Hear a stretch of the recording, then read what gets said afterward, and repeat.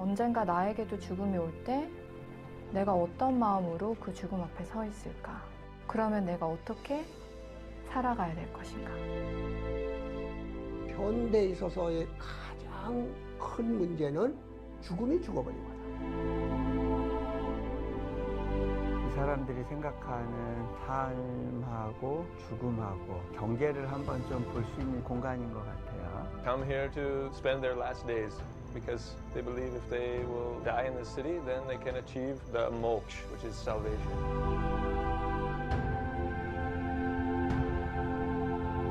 로마 박해의 순간 그 너무나 어려운 시대를 지나가면서 예수 그리스도 하나님의 아들 메시아라고 고백을 했던 거죠. 부활과 함께하는 어둠을 택하는 것이 믿어지는 사람들이 있어요.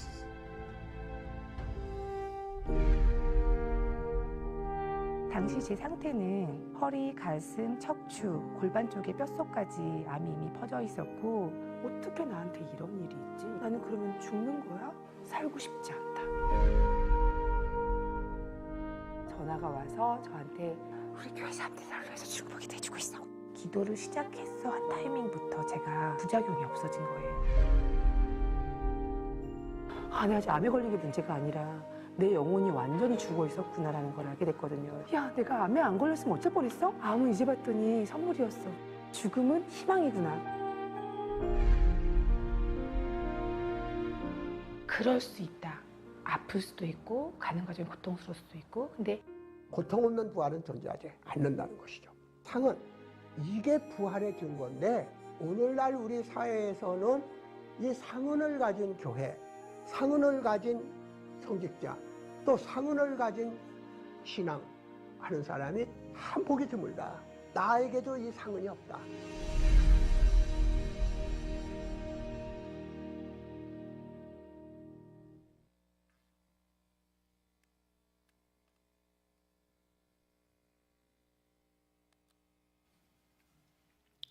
삶과 죽음 사이에 무엇이 있을까요? 웃자고 하는 얘기고 삶과 죽음 사이에 과가 있는 게 아니고 C가 있어요. C, 초이스. 그래서 장폴 사르트르라는 실존주의 철학자, 지난 세기에 프랑스 사람이죠. 인생은 B와 D 사이에 C다. B는 버스, 태어남, D는 데스, 죽음 사이에 무엇을 선택하는가? 여러분, 우리가 살아가면서 불가피하게 몇 가지는 선택을 해야 됩니다. 직업을 선택해야 됩니다. 뭘 먹고 살 거냐, 또 누구랑 살 것이냐, 배우자를 선택해야 됩니다. 세 번째, 무엇을 믿을 것이냐, 종교를 선택해야 돼요. 이 세 가지가 잘 돼 있는 사람은 인생의 90%의 성취감을 맛본다. 가정사역자 제임스 답슨의 말입니다. 그런데 가만히 보면은 어떤 종교를 선택하느냐는 직업과 배우자 선택에 반드시 영향을 미쳐요. 교회 다니는 사람이 룸사롱이나 술집을 할 수 없잖아요. 또 가능하면 믿는 배우자를 선택하려고 하지 않겠습니까? 17세기에 데카르트는 나는 생각한다, 고로 나는 존재한다, 유명한 명제를 발표했어요. 진리에 대해서, 하나님에 대해서 의심할 수 있어요. 그러나 그 의심하는 주체로서의 나를 부인할 수 없어요. 그러므로 나는 생각한다, 고로 나는 존재한다. 이게 조금 지나서는 제가 가장 좋아하는 철학자가 덴마크의 키에르케고르입니다. 그는 나는 고통한다, 고로 나는 존재한다 그렇습니다. 아픔이 있고 고통이 있죠. 살았다는 증거예요. 죽은 사람은 아픔을 느끼지 않아요. 나는 고통한다, 고로 나는 존재한다. 수학자이면서 철학자였던 블레즈 파스칼, 유명한 그의 글을 죽고 난 뒤에, 그가 죽었는데 일찍 죽었어요. 파스칼이 죽고 난 다음에 유족들과 친지들이 그가 썼던 그 노트를 모아갖고 책을 만들었는데 그게 방세입니다. 명상록이라고 일컫는 방세 첫 기절에 보면은 인간은 생각하는 갈대다 그랬어요. 인간은 자연 모든 피조물 가운데 한 줄기 갈대처럼 연약하나 인간을 죽이기 위해서는 전 우주가 무장할 필요가 없다. 한 줄기에 뽑은 증기라든가 한 방울의 물이면은 그를 죽이기에 충분하다. 보이지 않는 눈의 바이러스와 암세포가 인간을 쓰러뜨립니다. 인간은 갈대처럼 약하지만은 인간은 위대합니다. 왜냐하면은 다른 동물들은 자기 존재를 몰라요. 자기가 죽는다는 것도 모르고 자기가 비참하다는 걸 몰라요. 인간은 자신이 비참하다는 걸 알기 때문에 위대하다.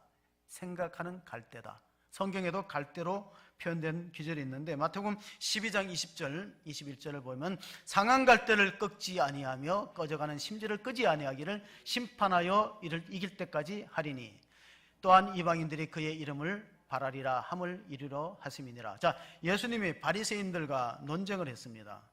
안식일에 손 많은 자를 고쳤다고 바리새인들이 시비를 걸어올 때 예수님은 이사야 성경을 인용해서 내가 연약한 자를 도와주고 병든 자를 고치는 것이 마땅하지 않느냐. 여러분 성경 가운데 신약 성경 가운데 첫 글자가 오른쪽으로 약간 밀려간 거 있다면 그건 구약을 인용한 것이라고 보시면 됩니다. 어디를 인용했을까요? 이사야서 42장 3절을 인용한 겁니다. 같이 읽어보겠습니다. 상한 갈대를 꺾지 아니하며 꺼져가는 등불을 끄지 아니하고 진실로 정의를 시행할 것이라. 이게 누가 한다고? 메시아가 오시면은. 그러므로 이 예수님이 이 말씀을 하신 것은 이사야서에 예언된 메시아 그리스도가 바로 자신이라는 뜻이 있는 것입니다. 오늘 본문은 우리가 이사야서 55장 첫 부분부터 읽어보면은 그 뜻을 더 명확하게 알 수 있습니다. 1절, 2절을 한번 보시면은 이런 말씀이 기록되어 있습니다. 오라 너희 모든 목마른 자들아 물로 나오라 돈 없는 자도 오라 너희는 와서 사 먹되 돈 없이 값 없이 와서 포도주와 젖을 사라. 너희가 어찌하여 양식이 아닌 것을 위하여 은을 달아주며 배부르게 하지 못할 것을 위하여 수고하느냐. 내게 듣고 들을지어다. 그리하면 너희가 좋은 것을 먹을 것이며 너희 자신들이 기름진 것으로 즐거움을 얻으리라. 하나님의 말씀은 우리를 구원의 잔치로 초대하고 있습니다. 수고하고 무거운 짐진 자들아 다 내게로 오라. 내가 너희를 쉬게 하리라. 그런데 이스라엘 백성들은 하나님과 멀리 떨어져 있습니다. 하나님 아닌 우상을 쫓았고 세상의 풍조를 따라서 살아서 더 행복하고 만족한 삶이 있으리라는 착각 가운데 살아가고 있기 때문에 하나님은 선지자를 통해서 그들을 부르십니다. 로마서 11장 29절에 보면 하나님의 은사와 부르시면 후회하심이 없다 그랬습니다. 여러분 사람은 어떤 걸 선택 안 했고 후회합니다. 내가 다른 사람과 살았으면 결혼했으면 후회하죠. 심지어는 교회를 또 우리가 선택하고 후회하기도 합니다. 그러나 하나님이 우리를 선택하신 것에는 하나님의 부르심, 은사, 후회하심이 없기 때문에 이스라엘 백성을 하나님의 선민으로 선택하시고 하나님은 후회하지 않고 그들이 하나님을 떠났을지라도 계속해서 부르고 있습니다.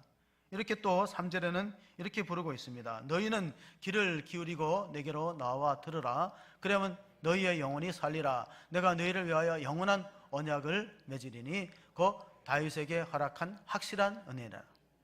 오늘 찬양이 너무나 은혜스러웠어요. 거기 보면은 한량없는 은혜, 갚을 길 없는 사랑, 하나님의 은혜. 그 한량없는 은혜가 우리를 구원하시는 하나님의 무조건적인 사랑임을 믿으시기 바랍니다. 우리가 하나님을 선택했다기보다 하나님이 여러분을 부르셨어요. 성경은 그렇게 여러 곳에 기록되어 있습니다. 만세전에 우리를 예정하시고 선택하시고 때가 참에 여러분을 부르셔서 하나님의 백성으로 삼으셨습니다. 이것이 한량없는 은혜다.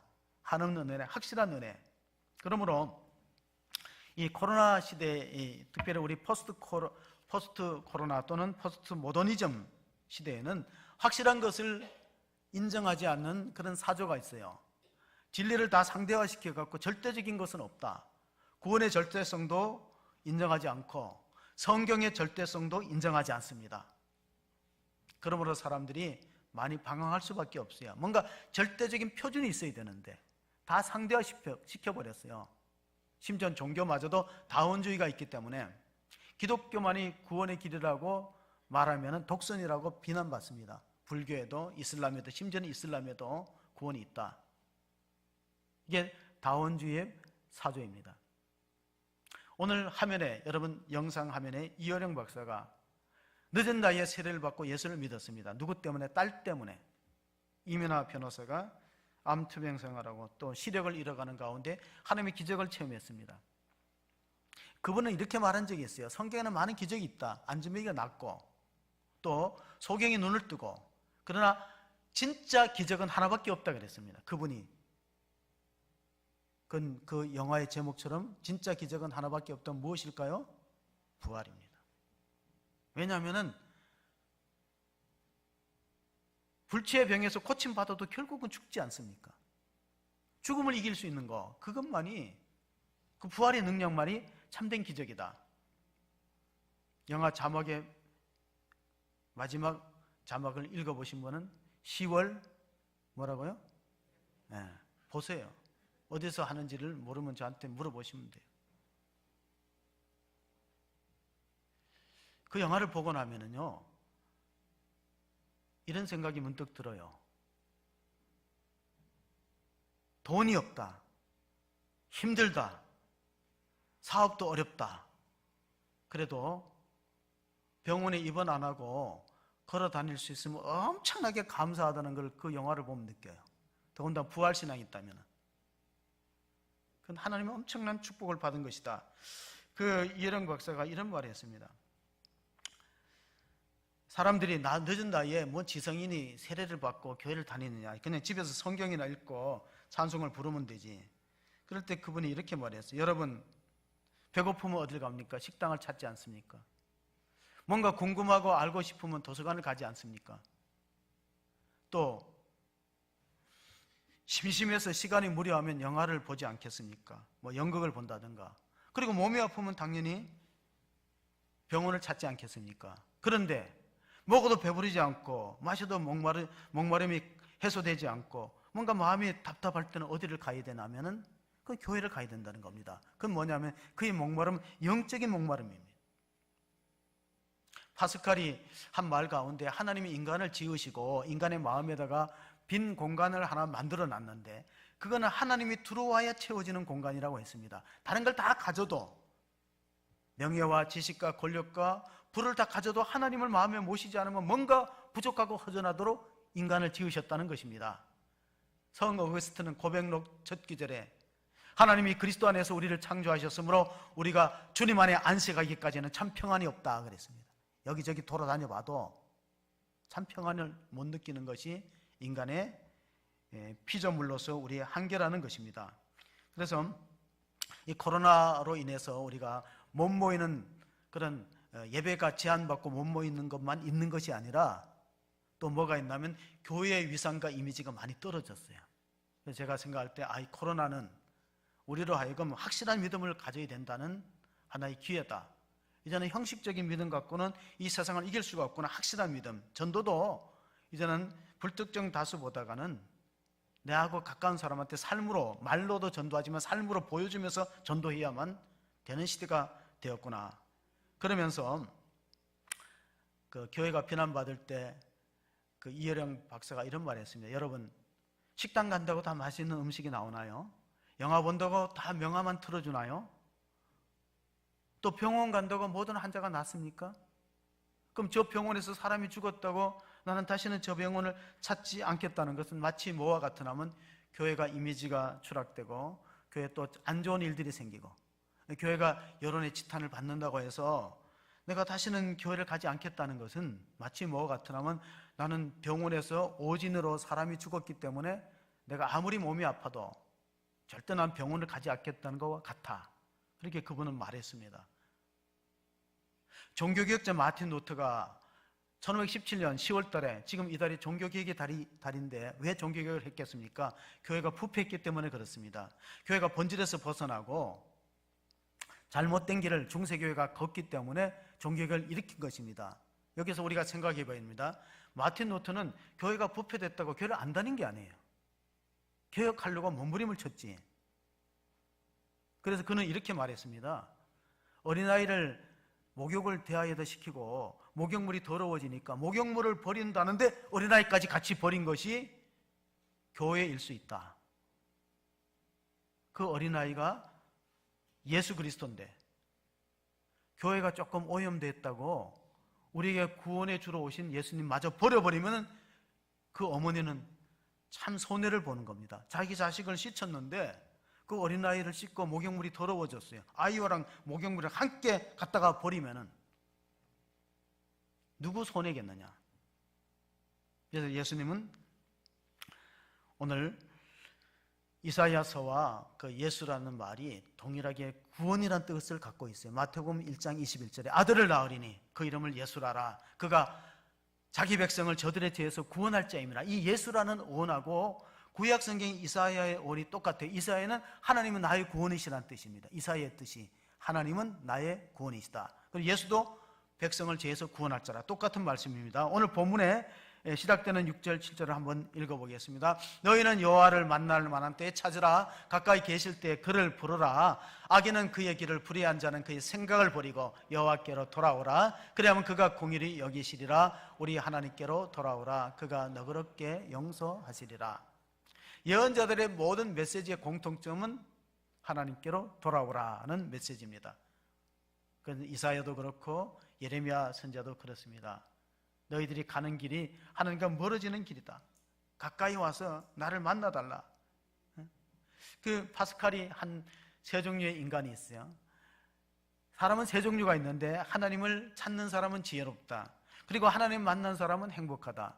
두 가지가 있는 사람이 드물다는 거예요. 하나님을 찾다가 만난 사람은 드물고 하나님을 찾지만은 못 만난 사람은 지혜는 있으나 행복은 없다. 그러나 하나님을 찾지도 않고 만나지도 못한 사람은 지혜도 없고 행복도 없다고 했습니다. 여러분, 지식과 지혜는 구별됩니다. 지식은 연구로 얻어지는 거고 지혜는 기도로 얻어지는 겁니다. 오늘 우리는 함께 기도의 자리에, 예배의 자리에 나왔습니다. 여러분, 지식은 연구로 되지만은 공부하고 지혜는 말씀과 기도를 통해서 하나님이 주시는 지혜를 붙잡으시기를 바랍니다. 하나님이 여러분을 만나기를 원합니다. 요즘에 나이 드신 분들 핸드폰을 보면은 되게 그 손자, 손녀 사진이 많이 있습니다. 제가 질문합니다. 손자, 손녀가 할아버지, 할머니를 보고 싶어요? 할아버지, 할머니가 손자, 손녀를 보고 싶어요? 네. 할아버지들이 더 보고 싶어요. 손자들은 그렇게 뭐 할아버지, 할머니를 만나려고 애를 쓰지 않아요. 잠언서 17장 6절 한번 읽어보시겠습니다. 손자는 노인의 면류관이요 아비는 자식의 영환이라. 손자는 또 하나의 자식이다. 그러나 책임을 느낄 필요가 없다. 그래서 부담이 없이 멀리서 간조가 가능한 자식이다. 그래서 더없이 사랑이 가능한 자식이다. 누가 뭐 그렇게 손자를 표현했는데 되게 다가가고 싶은 사람들이 조부모지 손자, 손녀들이 할아버지, 할머니 그렇게 보고 싶다는 경우는 드물어요. 제가 왜 이 말을 하겠어요? 여러분이 하나님 만나고 싶은 것보다 하나님이 여러분을 더 만나기를 갈망하고 있다는 사실을 믿으시기 바랍니다. 하나님 여러분을 더 만나고 싶어요. 그래서 날짜를 정했어. 아예 언제? 주일날, 안식일날. 그러니까 우리가 손자, 손녀를 만나고 싶으면 날을 규칙적으로 정해놓을 필요가 있습니다. 자, 하나님은 우리와 만나기 위해서 언약까지 맺으셨습니다. 시편 50편 5절 한번 읽어보겠습니다. 이르시되 나의 성도들을 내 앞에 모으라. 그들은 제사로 나와 언약한 이들이나 하시도다. 예배의 약속을 딱 정해놓았다는 겁니다. 할아버지, 할머니가 손자, 손녀를 보고 싶어요. 그런데 아무 때나 불시에 찾아오면은 피차 입장이 곤란하니까 날짜를 정했어요. 안식일날 나와 만나자. 그래서 구약시대에는 이 만남의 장소를 해막이라고 불렀어요. 모세가 이스라엘 백성들과 하나님을 예배의 처소로 만날 때 그 장소를 성막 또는 해막, 미팅 플레이스라고 불렀습니다. 출애굽기 33장 11절을 읽어보시겠습니다. 사람이 자기의 친구와 이야기한 같이 여호와께서는 모세와 대면하여 말씀하시며 모세는 진으로 돌아오나 눈의 아들 젊은 수정자 여호수아는 해막을 떠나지 아니하니라. 다음 세대의 지도자였던 4세대의 리더로 준비되고 훈련되었던 여호수아는 교회를 떠나지 않았어요. 해막을 떠나지 않았습니다. 참으로 안타까운 일들은 이대로 코로나가 길어지면은 주일학교 아이들도 마음 놓고 올 수 없고 우리가 가정에서 신앙 교육을 전적으로 감당하지 못하면 어떻게 됩니까? 다음 세대, 넥스트 제너레이션, 다음 세대가 디퍼런트, 다른 세대가 될 위험성이 있다. 지금 한국교회 통계가 그렇게 나오고 있습니다. 주일학교 아이들이 많이 줄어든다는. 물론 아이를 안 낳은 것도 하나의 영향입니다. 저출산도 영향이지만은 많은 아이들이 교회를 고등학교만 졸업하면은, 고등학교 때까지는 어쩔 수 없이 의무적으로 교회를 다니다가 고등학교를 졸업하면은 교회를 떠나버리는 일들이 비일비재하게 일어나고 있습니다. 우리 교회 청년들이 있다는 건 정말 감사한 일이고 기특한 일인 줄로 믿으시기 바랍니다. 모세는 왜 해막을 떠났지만 여호수아는 해막을 떠나지 않았을까요? 교회 사회에는 이런 말이 있습니다. 설교자는 만들어지지 않고 태어난다. 제자는 태어나지 않고 만들어진다. 여러분, 다음 세대 리더인 여호수아는 훈련에 의해서, 그래서 리더십을 이양받게 되어 있습니다. 우리가 그 지도력이 강한 사람을 카리스마가 있다 그랬는데, 카리스마는 헬라 어원입니다. 영어가 아니고 카리스마는 성경의 신약에 기록된 헬라어인데 뜻은 은사란 뜻입니다. 카리스마는 은사고 카리스는 은혜고 카라는 기쁨이에요. 어원이 다 비슷해요. 카리스, 카라, 기쁨. 카리스는 은혜, 카리스마는 은사. 하나님 일꾼을 세울 때 보면은 은사를 주셔서 세운다. 봉사할 수 있도록 그래 세우는 것을 볼 수 있습니다. 또 히브리 언어에서 이사야와 예수와 여호수아는 같은 어원이다. 그래서 우리가 이사야서를 가리켜서 제5복음서라고 하는 신학자가 있어요. 4복음서 마태, 마가, 누가, 요한이 있는데 왜 5복음서라 하냐면은 이 구약 성경 가운데서 신약에 가장 많이 인용된 책이 이사야입니다. 눈을 뜨시면은 알 수 있어요. 눈을 뜨고 읽으면은 이 이사야서가 얼마나 축소된 성경인가를 발견합니다. 성경이 66권이듯이 이사야도 66장입니다. 1장에서 39장까지는 구약적인 심판과 징계에 대한 내용이고 40장부터는 내 백성을 위로하라. 저들이 정다이 복역의 때가 끝났고 하나님이 그들을 다시 회복시키리라는 그런 회복과 구원의 메시지가 들어있습니다.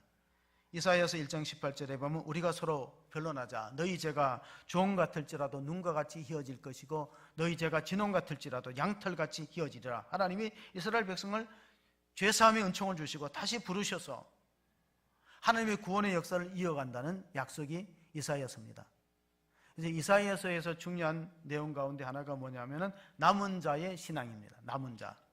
우리가 열왕기를 읽어보다 엘리야가 낙심하고 좌절할 때 하나님께서 엘리야에게 바알에게 무릎 꿇지 않은 7,000명을 남겨뒀다는 그 남겨진 자가 있는데 이사야서에는 구체적으로 상술의 나이가 배임을 당해도 그래도 남겨진 자가 있다.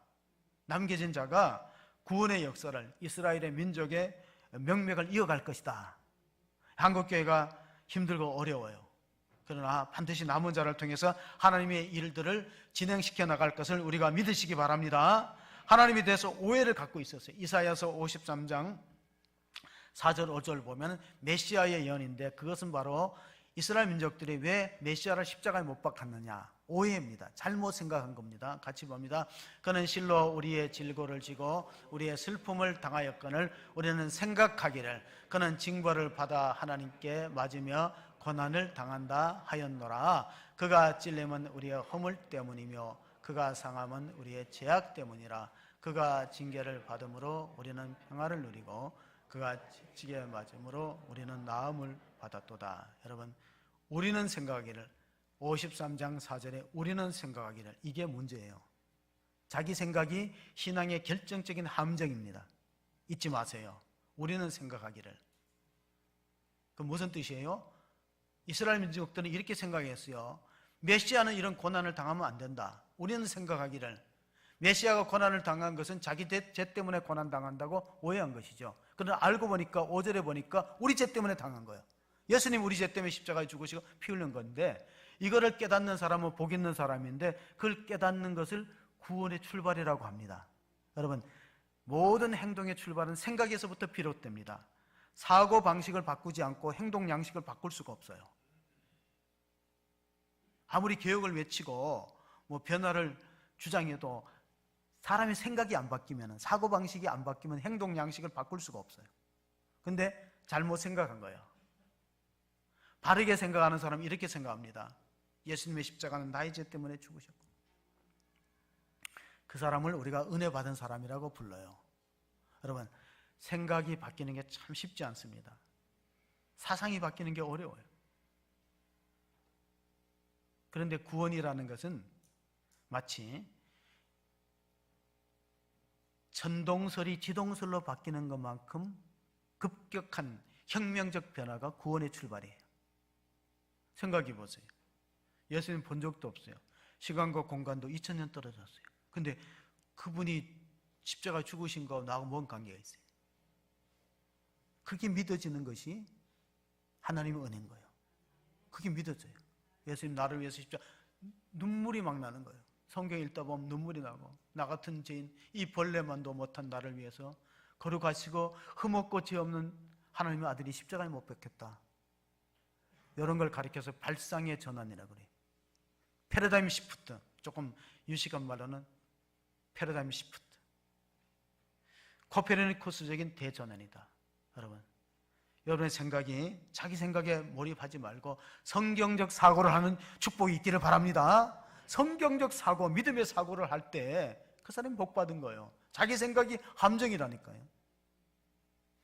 신앙생활의 결정적인 걸림돌은 자기 생각이에요. 내가 생각하기로 위험한 것입니다. 잠언서 23장 7절 한번 읽어보시겠습니다. 잠언서 23장 7절입니다. 제가 읽겠습니다. 대저 그 마음에 생각이 어떠하면 그 윈도 그러한즉. 자, 대저 그 마음의 생각이 어떠하면 그 윈도 그러한즉. 이 말은 사람은 하루 종일 생각하는 사람이 그 사람이 어떤 사람이라는 걸 결정짓는다. 에머슨이라는 사상가가 말했어요. 여러분은 하루에 얼마를 생각합니까? 지금은 잠잘 때가 아니고 눈을 뜰 때니까 사람이 하루에 몇 가지 생각해요? 네, 5만 내지 6만 개의 생각을 한대요. 음악가는 어떤 아름다운 곡을 쓸까 생각할 거고, 미술가는, 폴 고갱이라는 미술가는 이렇게 말했어요. 눈을 감으면 보인다. 눈을 떠야 보이는데 눈을 감으면 보인다. 영감이죠. 화가로서의 영감. 눈을 감으면 보인다. 사업가는 하루 종일 사업의 구성을 생각할 겁니다. 그 사람이 뭐를 생각하느냐에 따라서 내가 어떻게 하면 다음 세대를 잘 가르칠까 생각하는 사람은 훌륭한 교육가예요. 내가 어떻게 하면 교회를 부흥시키고 성도들의 믿음을 성장시킬까 하면은 그건 목회자예요. 근데 목회자가 어디다가 땅을 살까, 어디다 집을 사야 많이 오를까 하면 그거는 안 되는 거죠. 저한테 그런 거 물어보지 마세요. 하루 종일 그 사람이 뭐 생각하느냐에 따라서 그가 어떤 사람인가를 알 수 있어요. 생각을 바꾸지 않고는 미래가 없습니다. 생각의 변화가 없이는. 자, 어떻게 바꿔야 되는가?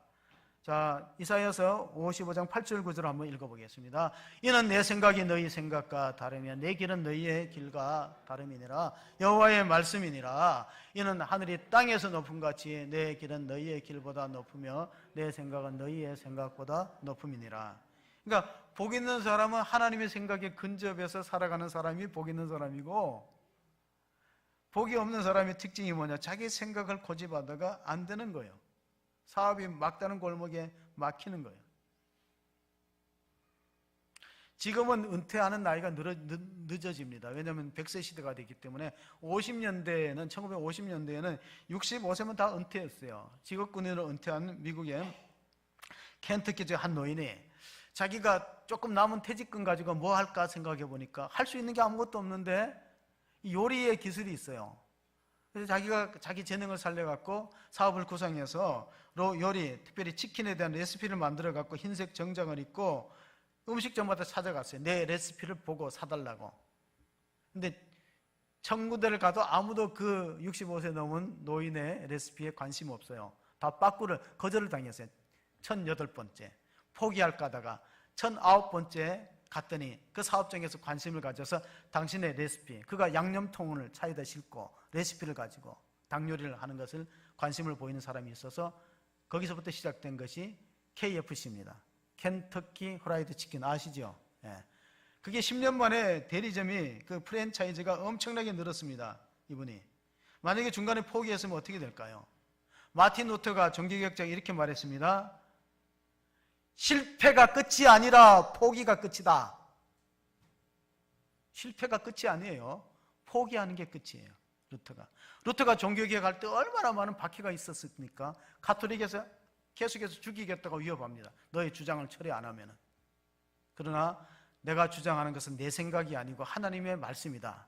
여러분, 하나님 말씀, 하나님의 생각을 따르는 것이 비결인데, 이분이 프랜차이즈 사업장을 많이 내고 한 번은 여행을 갔어요. 출장 때문에 여행을 가다가 비행기에서 75세 때 비행기에서 갑자기 이런 생각이 들었어요. 만약에 이 비행기가 추락되면 내가 천국 갈 수 있을까? 자신이 없었어요. 교회는 다녔는데 이 비행기가 추락해서 돈도 많이 벌었고 사업장이 늘었어요. 근데 이 비행기가 추락해서 내가 여기서 오늘 밤에 죽는다면 75세 때 천국 갈 수 있을까? 확신이 없었어요. 아, 내가 잘못 믿었구나. 그래서 비행기가 공항에 도착하자마자 인근의 교회를 찾아가서 예배를 드렸어요. 하나님의 말씀이 새롭게 들렸어요. 그래서 거기서 거듭남을 체험하고 75세 때서부터 죽기까지 15년 동안 자기의 그 삶을 간증했어요. 내가 사업도 굉장히 어려웠는데 이렇게 하나님 은혜로 잘 됐는데 그보다 더 중요한 게 있다. 내가 75세 때 거듭났다. 75세 때. 그리고 90세까지 교회 다니면서 자기의 구원받게 된 정말 형식적인 신앙을 벗어버리고 진정하게 내가 오늘 밤에 죽어도 천국 갈 수 있다는 그 부활의 확신이 있는 거 15년 동안의 과정을, 보람있게 살았던 과정을 간증했습니다. 여러분, 그는 남침내 교회에다가 많은 재산을 기탁했어요. 신학교 학생들을 돕고. 그래서 우리가 지금 75세 넘으신 분들 있는데 희망을 버리면 안 됩니다. 옆에 분한테 이렇게 인사합시다. 아직도 희망이 있습니다. 인사합시다. 아직도 희망이 있어요. 예. 희망이 있어요. 신앙의 세계는 은퇴가 없잖아요. 엄밀한 의미에서는. 여호수아와 갈렙도 나이가 많아도 하나님 일하는 도전 의식이 있었습니다. 여러분, 도전 의식의 반대가 패배 의식입니다.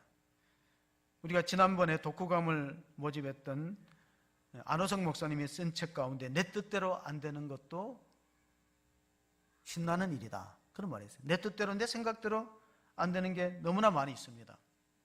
2002년도에 베스트셀러가 된 책 가운데 우리는 사소한 것에 목숨을 건다. 리차드 칼슨도 목회자입니다. 리차드 칼슨이 좋은 책을 많이 썼어요. 우리가 배워야 할 모든 것들은 유치원에서 배웠다. 이 사람의 작품입니다. 그리고 우리는 사소한 것에 목숨을 건다. 진짜로 우리가 본질적으로 중요하지 않는 것에 목숨을 걸 때가 있습니다. 예레미야서 29장 11절 예레미야 선지자가 하신 말씀을 한번 읽어봅니다. 여호와의 말씀이더라. 너를 향한 나의 생각을 내가 아나니 평안이요 재앙이 아니라 너에게 미래와 희망을 주는 것이니라. 자, 이 말씀은 코로나 시대를 살아가는 우리들이 꼭 들어야 할 말씀입니다. 하나님이 우리에게 코로나를 재앙으로 준 게 아니에요. 하나님 우리에게 평안을 주기를 원하고 미래의 희망을 주는 것인데 다만 이번 기회에 생각을 바꾸라는 겁니다. 여러분, 생각을 한번 바꿔볼 필요가 있어요. 내가 지금까지 믿고 생각한 것이 전부인가? 그것이 과연 바른가? 사고 방식이 안 바뀌고는 행동 양식이 안 바뀌고 행동 양식이 안 바뀌고는 삶이 안 바뀌어요. 자, 또 파스칼의 얘기를 하나 해드리겠습니다. 파스칼이 이런 말 했어요. 오늘의 내 모습은 과거 우리의 생각의 결과다. 따라서 여러분의 미래가 어떻게 되느냐? 여러분의 미래를 만드는 것은 오늘의 생각이 결정짓는 거예요. 여러분, 무슨 생각을 하고 있습니까? 하나님 우리에게 어떤 생각을 하고 있습니까? 무엇을 요청합니까? 예레미야서 29장 계속되는 12절 13절 너희가 내게 부르짖으며 내게 나와서 기도하면 내가 너희를 기도를 들을 것이요 너희가 온 마음으로 나를 구하면 나를 찾을 것이요 나를 만나리라. 여러분, 하나님 만날 때 이런 정신으로 만나요. 여러분 만약에 기차가 오는데 내가 기차에 철로에 누워 있어요. 하나님, 나 안 만나주면은 나 저 기차에 밖에 밝혀서 죽을 거예요. 하나님 저 만나주세요. 그렇게 한번 절박하게 기도해 본 적이 있습니까?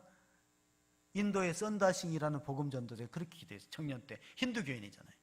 여러분 우리가 화면에 봤던 그 인도의 도시는 죽기 전에 사람들이 모입니다. 그곳에 마지막 화장하기 전에 구원과 해탈을 위해서 모여요. 인도의 유명한 복음전도자 가운데 썬다싱이라는 사람이 있어요. 힌두교입니다. 근데 예수님 만나기 위해서 철로에 누웠어요. 예수님 만나지 않고는, 하나님 만나지 않고는 인생의 해답이 없다. 내가 철로에 누워서 철로가 오는데, 물론 우리가 다 그렇게 흉내낼 필요는 없어요. 근데 우리 신앙생활이 너무 전심으로 하나님을 구하는 집중력을 잃지 않았는가? 코로나가 우리에게 주는 교훈이 뭐냐면 이제 건성으로 믿는 시대는 지났다는 거예요. 이제 선택을 해야 돼요. 진짜 제대로 믿을 것이냐 안 믿을 것이냐 선택해야 돼요. 부활을 믿을 것이냐 안 믿을 것이냐를 결정하셔야 돼요. 그리고 부활이 확실하다면 모든 걸 쏟아부어야 돼요. 올인해야 돼요. 왜 올인해야 되냐면요, 이병철 그 창업자가 지금 이건희 회장도 뭐 생사가 아직도 불명하잖아요. 이병철 그 창업자, 삼성의 창업자가 중병에 걸렸어요. 그래서 병원장을 만났습니다. 내가 사업 구상하는 게 있고 정리할 게 많으니까 내 생명을 좀 연장시켜라. 내가 잘 마무리하고 뭐 더 살겠다는 것도 아니고 잘 마무리할 시간을 줘라.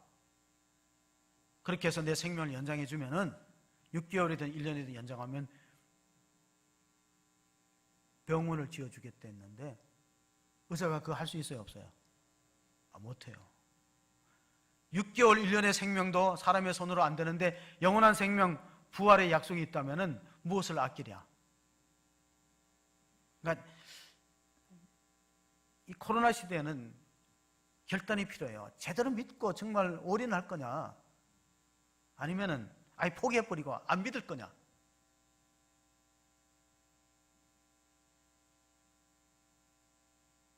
옛날 사람들은 이런 말 하더라. 아싸리 한 게 좋다는데. 그게 무슨 말이죠? 어느 나라 말이에요? 에? 어느 나라 말이에요? 아싸리 한 게 좋다는 게? 에? 그게 일본 말인 거 알고 있는데 여러분은 일본을 안 좋아하니까 일본 말을 잘 모르시는 것 같아요. 에? 제가 한때 그 우찌무라 간조라는 사람을 굉장히 좋아했어요. 왜 그러냐면 우찌무라 간조가 무사 사무라이 집안 출신이거든요. 사무라이들은 무서워요. 칼로 딱 결단을 내버려요. 마음에 안 들면 배를 갈라버려요. 할복에서. 그런 추상 같은 정신이 예수 믿는 데 필요하다는 거예요. 그래서 저도 젊을 때는 태백산 속에 여름 휴가 때 보따리를 싸고 들어가서 불교냐 기독교냐를 금식하면서 한번 생각해 보세요. 어느 쪽을 선택할 거냐. 적당하게 해서는 안 된다는 거예요. 세상에는 수많은 생각이 있는데 가룟 유다가 왜 예수님을 팔았을까요? 사탄이 우리에게 노리는 것은 여러분의 행동이 아니에요. 사탄은 여러분의 생각을 점령하기를 원합니다. 요한복음 13장 2절 한번 보시겠습니다. 마귀가 벌써 시몬의 아들 가룟 유다의 마음에 예수를 팔려는 생각을 넣었더라. 마귀는 여러분의 생각을 지배하기를 원합니다. 여러분의 생각을 점령하기를 원해요. 그래서 나쁜 생각, 부정적인 생각, 패배의식, 불평, 원망 이런 거 자꾸 집어넣는데 거부하지 않으면 생각이 사로잡힙니다. 그 마귀가 주는 생각에 올무에 걸립니다. 그래서 가룟 유다는 결국은 마귀가 원하는 대로 예수님 팔아넘겼어요. 생각을 관리하는 거 얼마나 중요합니까? 마틴 루터는 새가 머리 위로 나르는 걸 막을 수는 없다. 새가 머리에 둥지 트는 건 네 책임이다. 새가 머리 위로 날아가 나쁜 생각이 목사라고 항상 좋은 생각만 하겠어요? 나쁜 생각이 지나가요. 그러나 그걸 둥지를 틀게 하면 안 되는 거예요. 사탄아 물러가라고 거부해야지. 신앙이란 게 뭐냐? 생각이 복종하는 게 신앙이에요. 여러분, 하나님은 우리의 생각이 복종하기를 원해요. 행동이 복종하기 이전에 생각이. 자, 고린도후서 10장 5절 6절을 읽어보겠습니다. 하나님 아는 것을 대적하여 높아진 것을 다 무너뜨리고 모든 생각을 사로잡아 그리스도에게 복종하게 하니 너희의 복종이 온전하게 될 때 모든 복종하지 아니한 것을 벌하려고 준비하는 중에 있노라. 여러분, 우리가 좋은 말, 하나님이 좋은 말 할 때 복종하지 않으면은 벌하려고 준비한다고 하잖아요. 생각이 그리스도에게 이론이 복종하게 되어야 됩니다. 마지막 절을 우리가 오늘 본문의 마지막 10절 11절을 읽겠습니다. 이는 비와 눈이 하늘로부터 내려서 그리로 되돌아가지 아니하고 땅을 적셔서 소출이 나게 하며 싹이 나게 하여 파종하는 자에게는 종자를 주며 먹는 자에게는 양식을 준 것과 같이 내 입에서 나가는 말도 이와 같이 헛되이 내게로 되돌아오지 아니하고 나의 기뻐하는 뜻을 이루며 내가 보낸 일에 형통함이니라. 10절을 보시면요, 하반절에 두 가지가 나옵니다. 주목할 단어가 종자와 양식입니다. 파종하는 자에겐 종자, 먹는 자에겐 양식을 줍니다. 우리의 시간의 종자는 주일이고 안식일이고 나머지는 양식이에요. 6일은 양식이에요. 물질의 종자는 11조고 나머지는 양식이에요. 농부가 아무리 힘들고 궁핍하고 어렵다고 해갖고 종자 씨앗을 먹으면 안 됩니다. 시드와 푸드를 구별하는 것이 지혜예요. 시드와 푸드. 시드는 뭐예요? 종자지요. 푸드는 뭐예요? 양식이에요. 시드와 푸드를 구분하는 그런 지혜로운 생각을 못하도록 자꾸 마귀가 지금 우리들한테 역사하고 있어요. 교회 나가봐야 시간 바치고 물질 바치고 다 그거 어리석다, 이렇게 얼만큼 우리가 생각에 혼동을 가져오고 갈등을 겪고 있습니까? 로마 황제 철학자 가운데 마르커스 아우렐리우스가 우리의 인생은 우리의 생각이 만들어지는 것이다, 그렇게 말해요. 우리 인생은 우리의 생각이 만들어지는 것이다. 그런데 성경적 사고와 영적 사고가 또 하나님 나라의 사고를 하지 않고 땅에 집착하는 사고가 많아요. 제가 종자와 씨앗을 구분하는 것이 올바른 생각이라고 했습니다. 골로새서 3장 1절 2절을 보시면은 그러므로 너희가 그리스도와 함께 다시 살리심을 받았으면 위의 것을 찾으라. 거기는 그리스도께서 하나님 우편에 앉아 계시느니라. 위의 것을 생각하고 땅의 것을 생각하지 말라. 땅의 것을 생각하면요, 주님 위해서 할 수 있는 일이 아무것도 없어요. 하나님의 것을 생각하고 위의 것을 생각하고, 다시 말하면 영적 사고를 할 때 우리가 올바른 생활을, 신앙생활을 할 수 있습니다. 자, 이제 결론 부분입니다. 우리는 여러 가지 생각을 선택할 수 있어요. 육신의 생각과 영적인 생각을 선택할 수 있고, 하늘에 속한 하나님의 생각과 땅에 속한 나의 생각을 선택할 수 있습니다. 그러나 결과는 각자의 몫이에요. 각자의 몫이에요. 결과는 본인 겁니다. 부모가 자녀의 선택을 대신 책임져 줄 수 없어요. 그러니까 각자는 선택에는 자유가 있지만 그 선택의 최종적인 몫은 자기 것입니다. 열왕기하를 읽어보면은, 제가 이제 두 가지 끝으로 본문을 들려고 하는데, 열왕기하를 읽어보면요, 아람의 군대 장관 나하만이 나병에 걸렸어요. 지금은 뭐 치료가 가능하지만 구약 시대는 이 불치의 병입니다. 살이 썩어 죽어가는데, 이스라엘 전쟁통에 포로로 붙잡힌 여종이, 아니 우리나라에는 선지자가 있어갖고 이런 병증이면 문제가 없다. 그래서 이제 왕에게 허가를 맡습니다. 아람 왕에게 허가를 맡아서 군대 장관이니까 국방부 장관이 나병이 걸린 거예요. 그래 가서 이제 금은을 바리바리 싣고 양식과 옷들을 실어갖고 이스라엘 땅에 왔는데, 이스라엘에서 긴장합니다. 뭐라고 긴장합니까? 그때 이스라엘의 왕이 여호람인데, 여호람이 아니 저 나병을 우리나라에서 어떻게 고쳐? 저거는 나병을 핑계로 해서 전쟁하려고 빌미를 구하는 거야. 깊이 생각해보라. 여호람이라는 왕은 깊이 생각한 결과가 잘못 생각한 거예요. 그 뭐냐면 전쟁을 하려고 치려고 왔다 하는데, 사실은 전쟁하려고 온 게 병을 고치려고 왔습니다. 그래서 엘리사에게로 보내집니다. 엘리사가 그 소문을 듣고, 왕이시여 걱정하지 말고 내게로 보내라. 그럼 보냈을 때 처방이 뭡니까? 저 요단강에 가서 7번 씻으라 그러니까 이 군대 장관 나하만이 열받았어요. 우리 다메섹에 가도 아바나 강과 바르바 강이 더 깨끗한데 나를 만나갖고 내 생각에는, 그러니까 내 생각이 함정인 거예요. 열왕기하 5장 11절 한번 읽어보십니다. 나아만이 노하여 물러가며 이르되 내 생각에는 그가 내게로 나와서서 그의 하나님 여호와의 이름을 부르고 그의 손을 그 부위에 위에 흔들어 나병을 고칠까 하였노라. 그게 나아만의 생각이고 기대였어요. 기대가 속절없이 무너졌습니다. 신앙생활하다 보면 여러분의 기대가 있어요. 교회 나오면 이렇게 하고 이렇게 할 줄 아는데 기대가 무너지면 낙심이 찾아오고 시험 듭니다. 나아만이 시험 들었어요. 가자. 우리 동네에도 강 깨끗한 데 있는데 좀 나한테 와서 예의를 표시해요. 정중하게 나와서, 아니 국방부 장관이 나왔으면 엘리사라는 선지자가 와서 정중하게 예를 표하고 영접하고 들어오세요. 제가 여호와 이름으로 안수기도 하고 약을 주겠습니다. 이렇게 해야 되는데 문전에서 박대하듯이 가서 강에서 7번 씻으라. 그냥 돌아가자. 내가 생각하기로 이게 함정인 거예요. 신앙생활이 왜 성장이 없고 발전이 없는가? 자기 생각에 갇혀 있습니다. 자기 고집, 자기 편견, 변화가 없어요. 자기 생각이 무너져야 됩니다. 내 생각이 무너져야 돼. 그래 하나님의 생각이 이식이 되는 거예요. 우리가 심장이 나쁘면 심장 이식하고 콩팥이 나쁘면 콩팥 이식하듯이 하나님의 생각을 이식할 수 있는 믿음의 사람이 되시기를 바랍니다. 하나님의 생각 말씀을 이식해야 돼요. 복 있는 사람은 어떤 사람이 복이 있어요? 여호와의 말씀을 주야로 묵상한다. 여호와의 말씀을 주야로 묵상하는, 묵상이라는 영어 단어가 메디테이션인데 거기서 뭐가 파생됐냐면 약이 파생됐어요. 메디케이션, 메디칼 센터. 그게 어원을 따지면 묵상이에요. 하나님의 말씀을 묵상하고 하나님의 생각을 이식받으면 치료가 되는데 좋은 사람 만나기를 바랍니다. 이 나아만이 결정적으로 밑에 신하를 잘 만났어요. 아이고, 군대 장관께서 뭐 힘듭니까? 한번 그냥 뭐 밑자야 번전이니까 요단강에 가서 물 담가 보시죠. 이런 사람이 있어야 되는데 맞장구 치는 사람이 있어요. 불평 원망하면 맞장구 치는 사람 만나지 마세요. 내 신앙에도 도움이 안 돼. 당신의 생각을 조금 바꿔서 하나님의 생각으로 성경적으로 생각하자는 친구들을, 동력자들을 만나시기 바랍니다.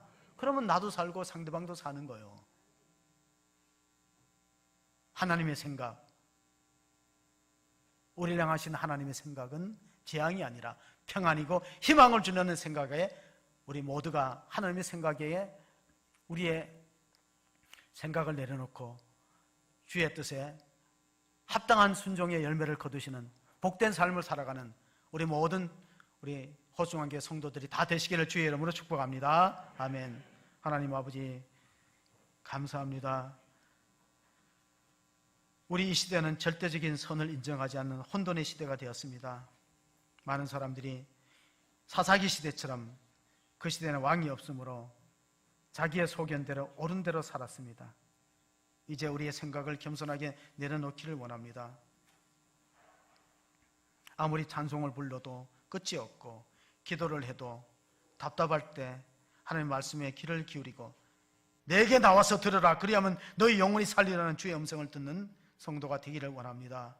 그래서 우리의 삶이 하나님의 뜻과 일치하고 하나님의 생각에 따라서 순종함으로써 많은 생명과 구원의 열매를 맺고 다른 사람을 주께로 인도하는 복된 입술, 복된 생각이 될 수 있도록 은혜 베풀어 주시옵소서. 우리 구주 예수 그리스도의 이름으로 기도하옵나이다. 아멘.